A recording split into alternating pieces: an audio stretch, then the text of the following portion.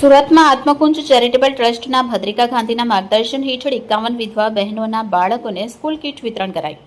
માનવ સેવા અને સામાજિક ઉત્થાનના કાર્યોમાં હંમેશા અગ્રેસર રહેતા સુરતના અગ્રણી આત્મકુંજ ચેરિટેબલ ટ્રસ્ટ દ્વારા સમાજ પ્રત્યેની જવાબદારી નિભાવતું એક ખૂબ જ સંવેદનશીલ અને પ્રેરણાદાયી કાર્ય કરવામાં આવ્યું છે.